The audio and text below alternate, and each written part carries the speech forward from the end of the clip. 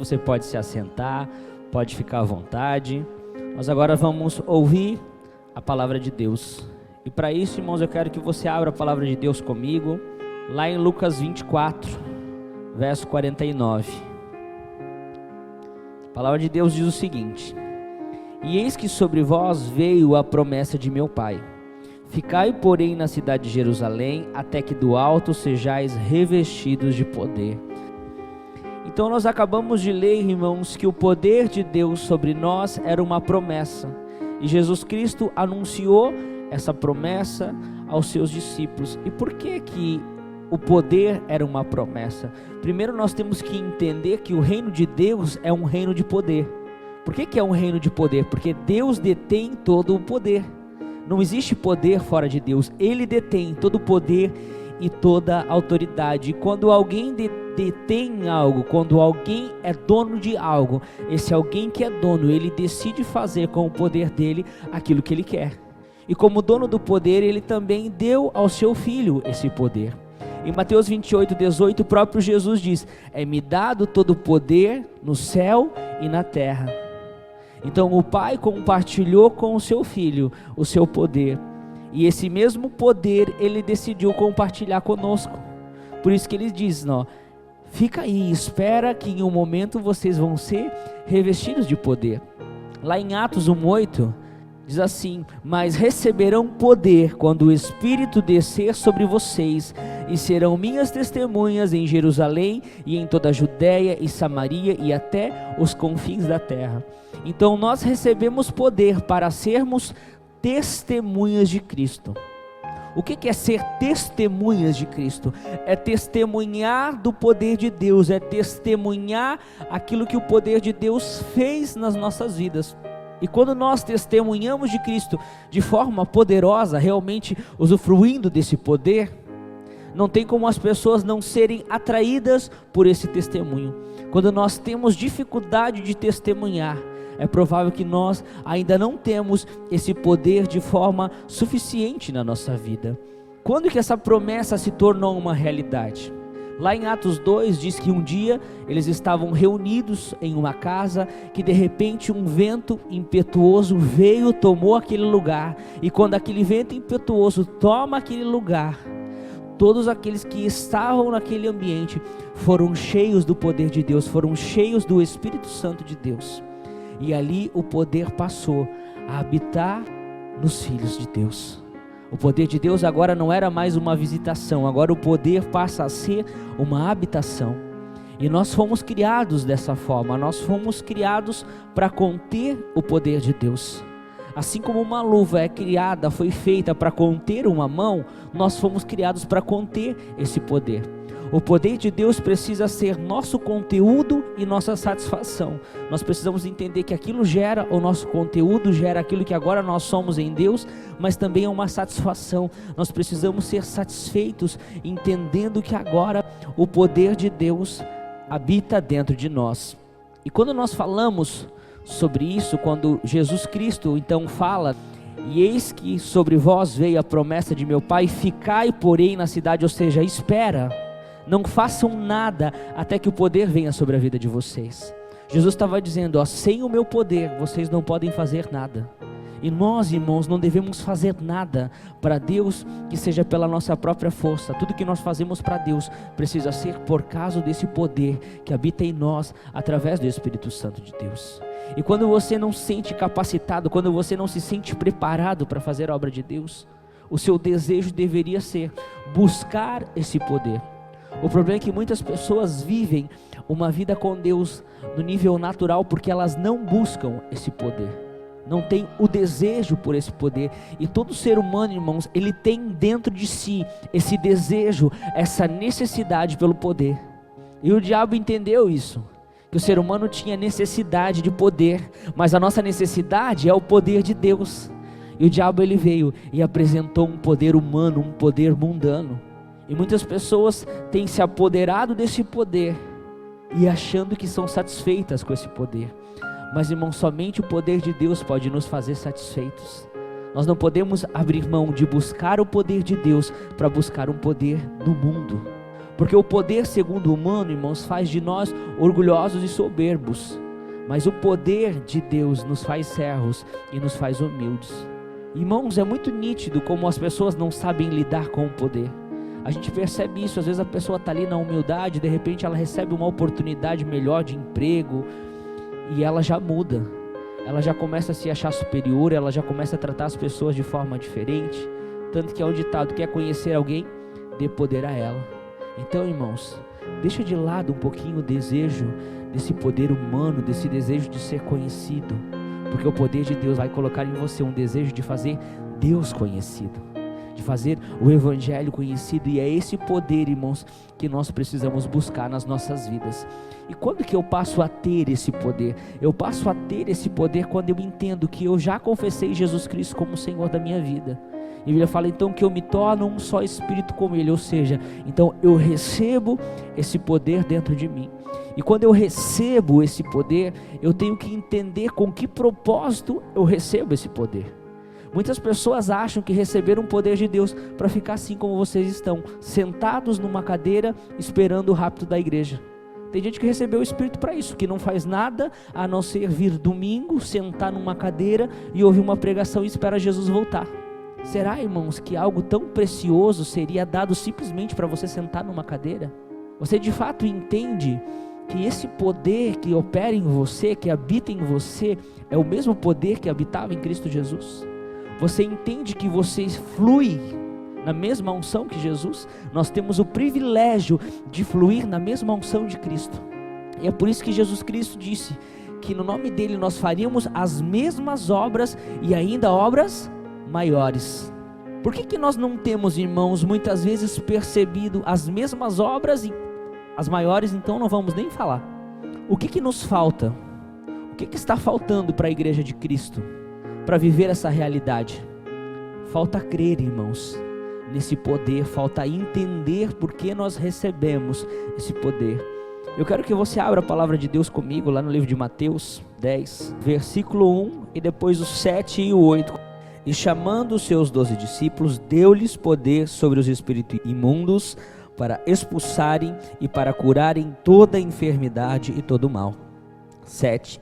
E indo pregai dizendo: é chegado o reino dos céus, curai os enfermos, limpai os leprosos, ressuscitai os mortos, expulsai os demônios, de graça recebeste e de graça dai. O poder que nós recebemos, irmãos, é para viver essa realidade. Quando nós falamos sobre viver a realidade do reino, nós precisamos viver também as obras que nos levam ao reino. E quais são as obras? As obras são essas, que nós precisamos curar os enfermos, limpar os leprosos, ressuscitar os mortos, expulsar os demônios. Quem deseja o reino de Deus, deseja a realidade do reino de Deus, precisa viver sobre essas obras. Você precisa ver um enfermo e ter coragem e ter fé para ir lá orar pelo aquele enfermo. Quando você vê um endemoniado, você precisa colocar as mãos e declarar: no nome de Jesus, sai daí, essa vida não te pertence mais, essa vida já foi comprada com um alto preço. Mas às vezes, irmãos, a gente vê as coisas no mundo espiritual e a gente não se posiciona, porque nós não temos fé. Nós temos o Espírito em nós, mas não deixamos que a unção flua. Quando nós falamos, irmãos, que flui em nós a mesma unção de Jesus, é para fazer as mesmas coisas que Ele fez. O que é unção? A gente fala às vezes essa palavra unção e as pessoas às vezes não sabem nem de fato do que se trata. Mas unção é simplesmente a capacidade que nós recebemos de Deus para cumprir um propósito. Quando eu falo que flui em nós a mesma unção, significa que nós temos a mesma capacidade que Jesus tinha para fazer as mesmas obras e ainda maiores. Parece meio presunçoso isso, né? Dizer que nós podemos fazer obras maiores do que Ele fez. Mas quem está falando não sou eu, quem fala isso é a própria palavra de Deus, é o próprio Cristo que disse isso. E é nisso, irmãos, que nós temos que acreditar. É sobre esse poder que nós temos que crer. Quando a Bíblia falava sobre os sacerdotes, sobre os reis, quando eles recebiam a unção, a capacitação para se tornarem sacerdotes ou para se tornarem reis, a palavra de Deus fala que eles recebiam uma unção, um óleo, geralmente sobre a cabeça. E o óleo era o símbolo da unção, o símbolo da capacidade. Isso na velha aliança. Agora, irmãos, nós não precisamos mais da unção com o óleo. Qual que agora é o símbolo da unção e da nossa capacidade? O Espírito Santo de Deus. A Bíblia fala que nós fomos feitos reis e sacerdotes. E como reis e sacerdotes, nós também precisamos de uma unção. Nós também precisamos de uma marca. E eu creio que você já tem essa marca. Como rei e sacerdote, a unção que você tem é a que vem do Espírito Santo de Deus. É a marca do Espírito Santo de Deus em você. Por isso que nós precisamos nos posicionar, irmãos, como reis e como sacerdotes. E o nosso problema é a dificuldade de crer que realmente flui em mim a mesma unção. Qual é o problema do homem com relação ao Evangelho? Sempre é o merecimento. Veja que quando nós lemos ali no verso 8, ele diz: curai os enfermos, limpai os leprosos, ressuscitai os mortos, expulsai os demônios, de graça recebeste, de graça dai. O que é de graça, irmãos? É que foi sem merecer, foi sem pagar nada. Assim como você recebeu a salvação de graça, você recebeu o poder no mesmo momento e também de graça. E às vezes a gente quer merecer as coisas, irmãos. A gente quer cumprir algo para depois ganhar. E onde as pessoas não aceitam viver a graça de Deus, elas querem cumprir a lei, elas querem um merecimento, elas querem merecer. Irmãos, eu não quero merecer nada, porque quando eu quero merecer, eu saio do favor de Deus, eu saio da graça de Deus. Eu tenho esse poder na minha vida, irmãos, não por causa de mim, mas por uma decisão dele. Se você crê que você é salvo, você também precisa crer que esse poder está sobre a sua vida. Por quê? Por causa da graça. E agora aquilo que você de graça recebeu, de graça você também precisa dar esse poder. O que é dar esse poder, irmãos? Era usar esse poder para orar pelas pessoas que Deus vai colocar no seu caminho, para se posicionar, irmãos, no reino de Deus. Nós precisamos nos posicionarmos a um reino de poder para a gente desfrutar. E por que nós não temos desfrutando? Por que nós temos vivido de qualquer forma, quando nós temos poder para vivermos de forma mais que vitoriosa? O problema é a nossa dificuldade de acessar esse poder. É como se você tivesse uma conta no banco e você não tivesse o cartão para acessar esse valor. Se não tivesse a senha do cartão. Irmãos, você já tem o poder, agora você precisa do cartão e da senha para acessar esse valor, para usufruir desse valor.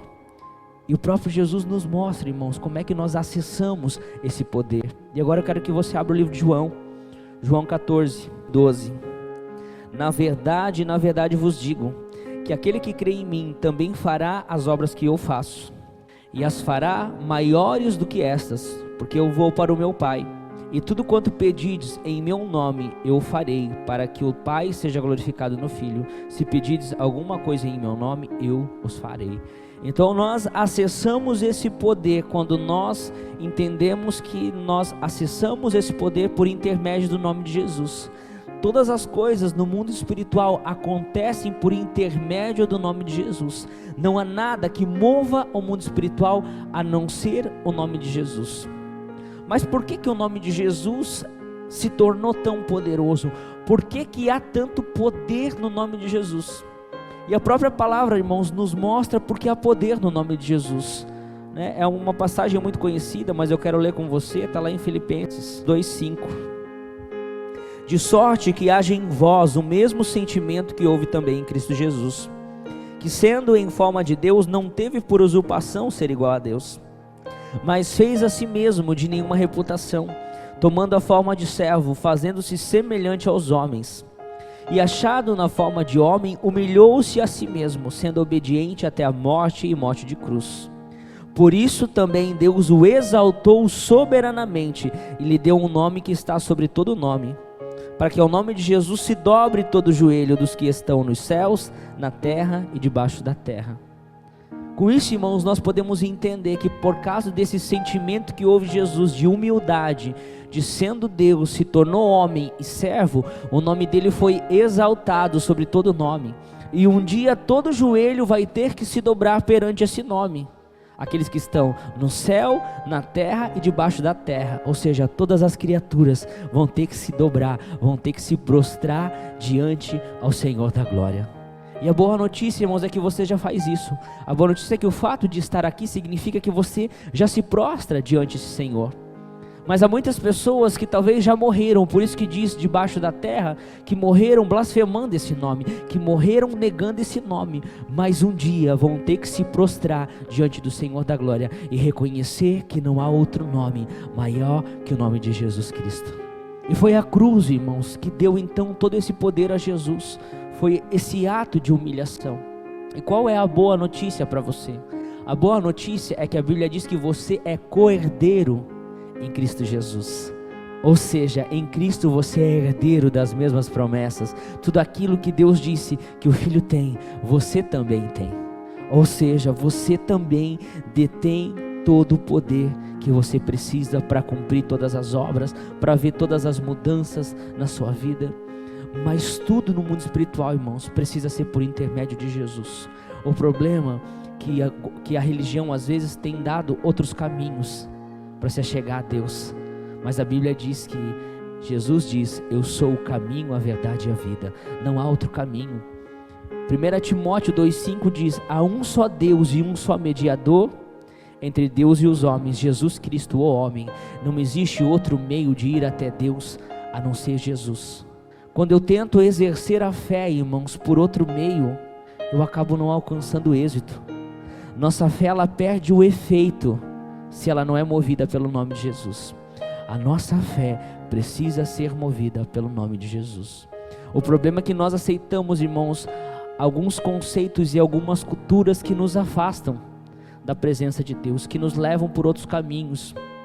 E uma das coisas, irmãos, é às vezes a gente ir a Cristo ou pedir que outras pessoas vão a Cristo em nosso lugar. Achar que outras pessoas, por exemplo, quando morrem, podem nos proteger. Eu sei, irmãos, que isso é muito poético e aparentemente muito bonito. Você imaginar que a sua avó, né, te guarda, que às vezes o seu pai, ou que você ora para que ele leve as suas orações a Cristo ou a Deus, irmãos. Mas a Bíblia diz que os mortos estão mortos e nada fazem, eles estão descansando. Então quando eu oro, irmãos, eu oro para Jesus. Jesus é o único mediador, o único intercessor, o único que verdadeiramente nos leva a Deus. Então, irmãos, você não precisa de outro caminho. Você tem um caminho, a verdade, a vida à sua disposição. Então não aceite ir a Deus por outro caminho, porque a Bíblia diz que não há outro caminho. Essa é a realidade do Evangelho. Cristo em nós. Cristo é o caminho e não há outro, e nós precisamos realmente crer dessa forma. E nós, irmãos, às vezes desanimamos da nossa vida com Deus, porque quando a gente vem para Deus, a gente quer ver o quê? Transformação, a gente quer ver mudança, a gente quer ver as coisas acontecendo à nossa volta, seja na nossa família, seja em nós mesmos. Muitos vêm buscar pela família, mas muitos sabem que precisam ser transformados, muitos reconhecem áreas da sua vida que precisam ser mudadas. Você vai para Cristo com essa esperança de mudança, e às vezes essa mudança não acontece, ou não acontece da forma com que você quer. É porque muitas vezes, irmãos, nós estamos tentando fazer com a força do nosso braço aquilo que o poder de Deus precisa fazer. Às vezes a gente tem um problema com o temperamento, e às vezes declara o nome de Jesus: o meu temperamento foi mudado, o meu temperamento foi transformado. A gente quer nos transformar por um esforço mental. Às vezes você vai para um lugar pensando: eu não posso mirar, eu não posso questionar, eu não posso, ou seja, você está preso dentro de você mesmo. Quando nós temos que crer, irmãos, que Cristo tem o poder para nos transformar. Então não aceite, irmãos, uma vida onde você está lutando para ser diferente. A luta é de Cristo, Ele já lutou. E quando esse poder opera em nós, nós precisamos ver a transformação de uma forma natural. Não pode ser fardo, não pode ser peso. O Robson mesmo leu hoje: nós não podemos mais carregar fardos. Jesus disse: o meu fardo é leve, o meu jugo é suave. Irmãos, e não é nada leve ou suave você ficar lutando contra o seu próprio temperamento.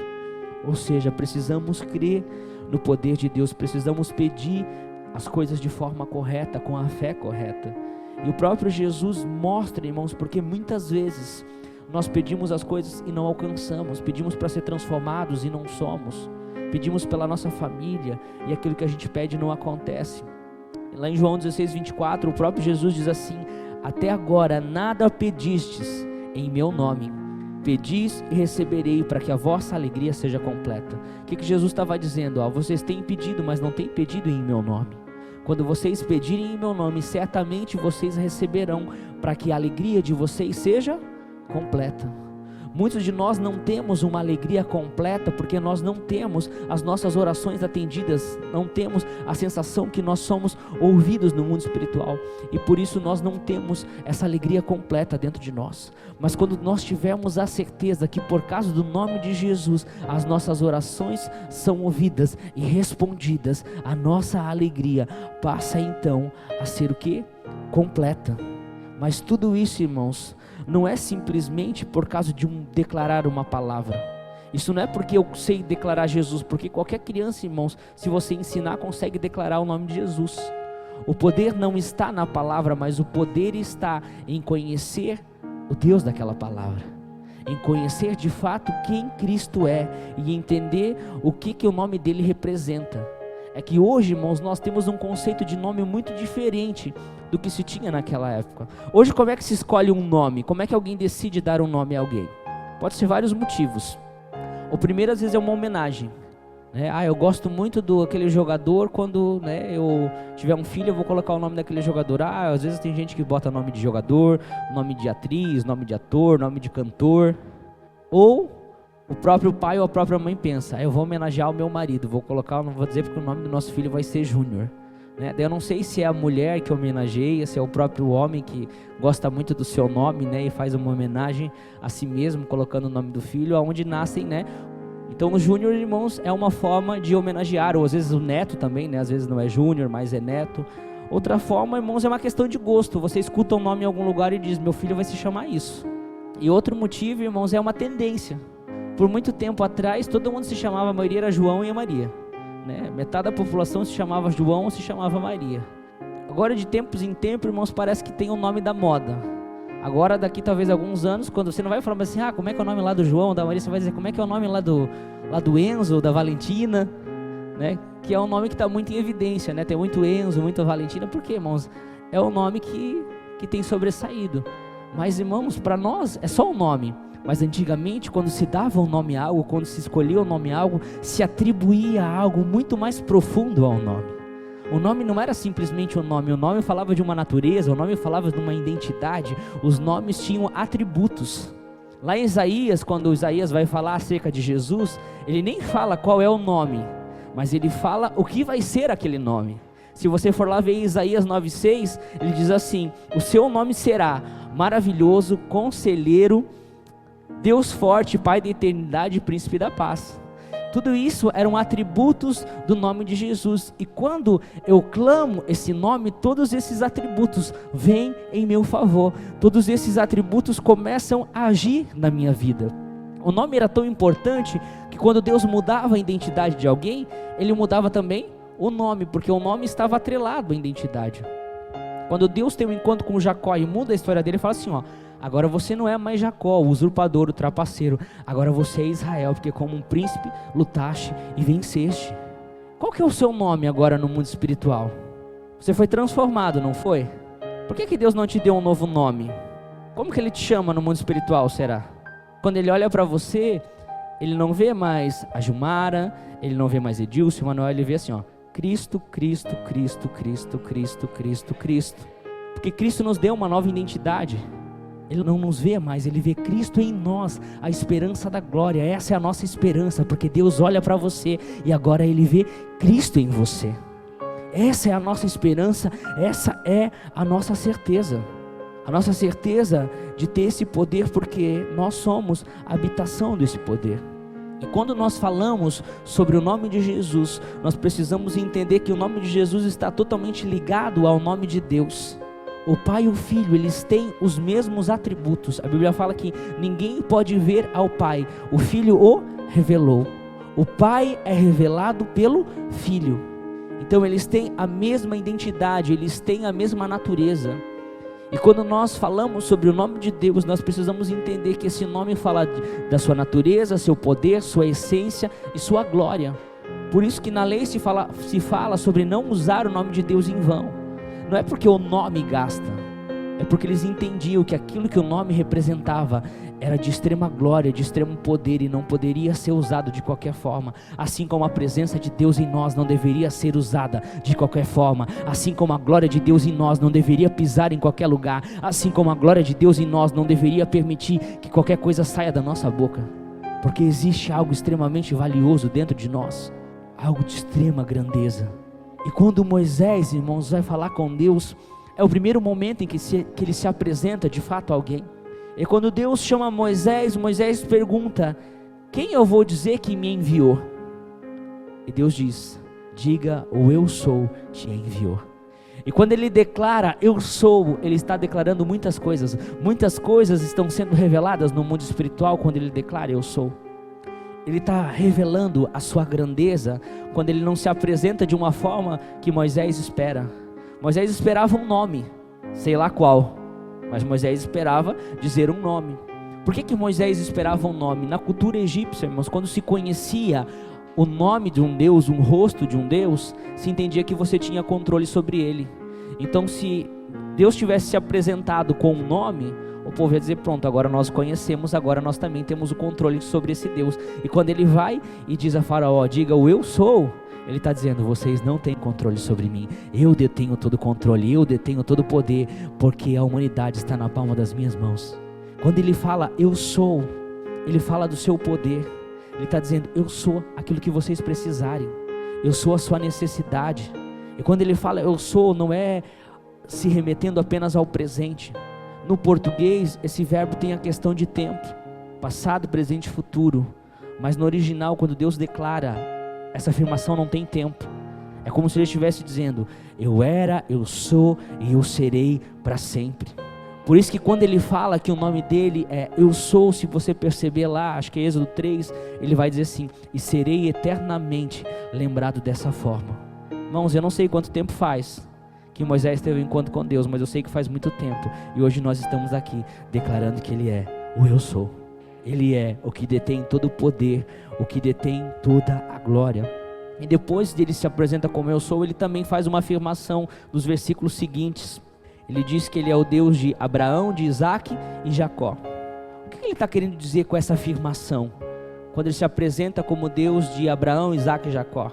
Será que ele está tentando mostrar que Abraão, Isaac e Jacó eram mais importantes?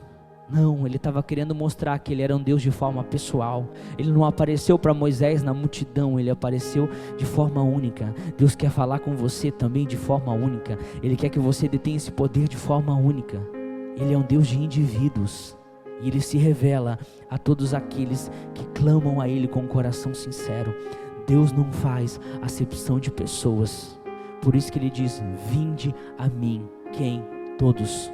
Os cansados, os sobrecarregados, os mentirosos, os adúlteros, todos aqueles que vierem e clamarem ao poder desse nome vão ser transformados. A igreja, irmãos, é um lugar para todos. A graça de Deus se estende a todos. O problema é que a religião às vezes limita até onde a graça pode ir, até onde a graça pode alcançar. Mas quem limitou a graça de Deus foi Cristo. E ele disse: a minha graça e o meu amor não têm limites, são incondicionais. E Deus, irmãos, conhece o ser humano como ninguém, porque ele mesmo nos criou. E ele sabe que há necessidades que só podem ser supridas nele. Existem coisas, irmãos, que por mais que você se esforce, nunca serão supridas se você não estiver em Deus. E é por isso que Deus muitas vezes não se apresentou apenas com um nome, mas se apresentou com atributos ao seu nome. Ele já se apresentou como Jeová Jiré, declarando provisão. Ele já se apresentou como Jeová Rafá, o Deus que cura. Jeová Shalom, o Deus de paz. Jeová Shammah, o Deus que é presente. Para que o ser humano entendesse que o nome de Deus pode se tornar tudo aquilo que nós precisamos.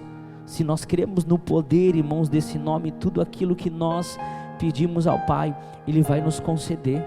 E assim como haviam e há atributos ao nome de Deus, o Pai, há também atributos ao nome do Deus Filho. E nós já vimos tudo aquilo que o nome dele é. Nós já falamos sobre o Conselheiro, o Deus Forte, o Pai da Eternidade, o Príncipe da Paz. Quando o anjo vai falar com a Maria, ele diz assim: e o nome dele será Emanuel. Não é que o nome de Jesus era Emanuel, é que o nome dele é Emanuel, o nome dele é Deus conosco. Veja quantas coisas, irmãos, há de atributos ao nome de Deus. Todos esses atributos estão, irmãos, à minha disposição e à sua disposição. Nós só precisamos clamar por esse nome. Nós falamos sobre os atributos do nome, mas o que de fato significa o nome Jesus? O nome Jesus, irmãos, vem de Yeshua, né? É a tradução de Yeshua no original, que significa salvação. A tradução de Jesus é salvação. Ele carrega no nome dele o propósito dele, o desígnio dele para a humanidade está no seu próprio nome. Ele é salvação. E ele veio trazer não apenas salvação. E esse talvez foi o nosso grande problema, é nos contentarmos com o Jesus da salvação, se contentar com o único atributo do nome dele. Se você olhar para Jesus como salvação, é somente salvação que você vai ter. E acredite, ele tem muito mais que salvação para você. Ele tem a força porque ele é o Deus forte. Ele tem a paz porque ele é o príncipe da paz. Ele tem aquilo que você necessita. E aquilo que você necessita, você precisa buscar nele. E quando nós falamos que ele revela o Pai, nós precisamos também entender que muitas vezes ele se apresentou da mesma forma que o Pai, e nós não percebemos. E muitas vezes Jesus fala, eu sou. Ele diz que ele é o pão da vida, a luz do mundo, eu sou o caminho, a verdade e a vida, sou a videira verdadeira, eu sou a porta, eu sou o bom pastor e eu sou a ressurreição. E todas as vezes que ele se apresentou dessa forma, é porque essa era a necessidade naquele momento. E eu gosto muito quando ele se apresenta, ele diz, eu sou a ressurreição e a vida. Em que momento que ele diz que eu sou a ressurreição e a vida? Quando ele está diante de Marta e Maria, duas irmãs ilutadas porque tinham perdido o irmão. Lázaro só tinha uma necessidade naquele momento, vida. Porque se nós não temos vida, nós não temos mais nada. Então ele falou, eu sou a ressurreição e a vida. E ele trouxe vida e ressurreição a Lázaro novamente. Eu não sei qual é a sua necessidade, mas eu quero te dizer que o eu sou tem poder de te conceder a tua necessidade. Quando você entender que Jesus não é um nome mágico, Jesus é um nome com poder. E o que eu preciso? Ter ligação com esse poder. Eu preciso entender que esse nome está ligado a mim. E de que forma nós somos ligados a esse nome? Nós somos ligados a esse nome através do sangue de Cristo. O sangue de Cristo nos ligou a esse nome. Esse poder só age nas nossas vidas quando eu entendo que há sobre a minha vida a marca do sangue. Não há nada mais importante na vida de um cristão do que a certeza da marca do sangue. Quando Deus anuncia a libertação do povo de Israel, ele dá algumas ordens e ele pede para se preparar um cordeiro. E a preparação do cordeiro, irmãos, revela muitas coisas, mas nós não vamos falar sobre isso. Nós vamos falar só sobre o fim. E no final ele diz assim, ó, vocês vão pegar o sangue do cordeiro e vocês vão passar no umbral das portas. Porque quando vocês estiverem partindo, quando vocês estiverem sendo libertos, eu vou mandar o anjo da morte. E o anjo da morte vai passar sobre todas as casas, sobre todos os lugares. E onde houver a marca do sangue, esse anjo vai fazer passagem. Esse anjo vai fazer Páscoa. Páscoa significa passagem, porque é isso que aconteceu naquele momento, onde tinha o sangue, o anjo da morte não podia entrar, ele fazia passagem, ele fazia Páscoa sobre aquela casa. E é isso que o inimigo faz quando ele vê a marca de sangue na sua vida. Ele precisa fazer passagem, ele não pode mais te destruir, ele não pode mais te afrontar, porque você tem certeza da marca do sangue. Essa marca do sangue não pode ser tirada mais de você. Mas para que essa marca tenha valor no mundo espiritual, você precisa crer que você foi alcançado pelo sangue de Jesus. E muitas pessoas vivem como se não tivessem alcançadas. Muitas pessoas têm a marca, mas vivem uma vida derrotada. Irmãos, nós precisamos clamar o nome de Jesus Cristo como nunca. Nós precisamos crer, irmãos, que realmente é poder no nome de Jesus. Jesus está dizendo, eu conheço as tuas necessidades, eu estou aqui, eu sou aquilo que você precisa. Nós temos que começar, irmãos, a declarar o nome de Jesus sobre as nossas necessidades. Nós precisamos crer que o nome de Jesus é aquilo que vai resolver, irmãos, a nossa vida. Quando você não estiver sentindo paz, declara o nome de Jesus. Jesus, eu sei que tu és o príncipe da paz e eu tenho direito à paz, eu quero acessar a paz que é o meu direito. Quando você perder as forças, você vai declarar: Jesus, eu sei que Tu és Deus forte, e eu sei que Tu tem força para mim, porque eu sei que quando eu estou fraco, é que eu estou forte, porque que eu recebo a força de Deus. Clame, irmãos, o nome de Jesus. Não aceite mais viver de forma derrotada, sendo que você tem o maior recurso, que é o nome de Jesus. O nome de Jesus, irmãos, é como se fosse uma chave. O nome de Jesus é a chave que traz o céu até você. Quando você recebe cura, o céu veio até você. Quando há libertação, o céu veio até aquele lugar. E hoje eu creio que o céu vai vir até esse lugar para liberar cura, para liberar libertação, para libertar você de cadeias do vício, de opressão, de depressão. Eu não sei qual é a necessidade, mas eu creio que o poder do nome de Jesus, do nome que foi exaltado sobre todos os nomes, está nesse lugar. Nós só precisamos, irmãos, crer e nos posicionarmos no mundo espiritual. E juntos nós vamos declarar neste lugar o poder do nome de Jesus.